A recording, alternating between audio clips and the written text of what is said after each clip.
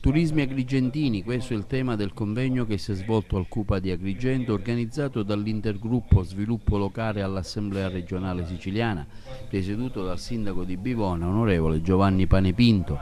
Lo scopo quello di informare e ascoltare i cittadini e quando tramite l'impegno civico possono creare migliori condizioni di sviluppo. Aver usato il plurale anziché turismo, turismi, dà il senso di una grande animazione in questa provincia, che spesso noi vogliamo colorarci di grigio o di nero.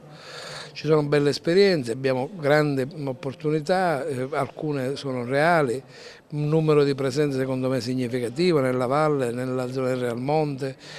Siamo anche in qualche modo la terra di Montalbano, almeno così le fiche ne presentano Vigata. Siamo anche la provincia con un turismo molecolare, cioè vorrà dire tanti B&B che stanno nascendo di cui nessuno ci si occupa, peraltro c'è un regolamento da poco approvato dalla Giunta sull'albergo diffuso. C'è questa bellissima esperienza in alcuni centri storici come Cianciana, che è un'esperienza esaltante e una buona prassi da copiare, e anche qualcosa sta accadendo a Cianciana. Vediamo in un momento di grande crisi di lavorare su due comparti, che sono quello agricolo e quello turistico. E senza troppa enfasi provare a fare dialogare gli attori, che non sono solo chi parla di turismo, chi fa politica, ma soprattutto gli operatori, di non farli sentire soli in una strada che spesso è fatta e tortuosa, ma che per la mia esperienza in un altro territorio che non è quello costiero, spesso dà grande soddisfazione e soprattutto crea posti di lavoro, che è la vera grande questione aperta che noi abbiamo, il lavoro. Tanti e qualificati gli interventi che hanno relazionato sulle attività svolte al fine di coordinarle in un sistema integrato regionale. Da qui la significativa presenza al convegno dell'assessore regionale al turismo Cleo Licalzi.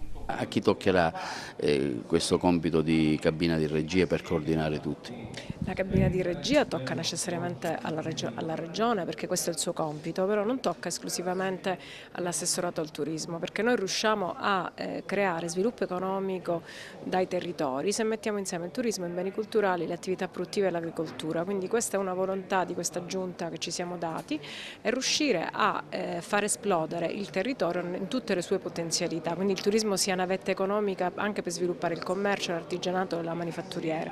Per poterlo fare però dobbiamo posizionare la Sicilia sui mercati internazionali, quindi non possiamo più avere un localismo di visione, ma dobbiamo avere un unico brand, che è quello della Sicilia. La Sicilia poi ha tante componenti che sono le sue destinazioni potenziali, certamente questa zona è uno degli attrattori più forti che la Sicilia possiede.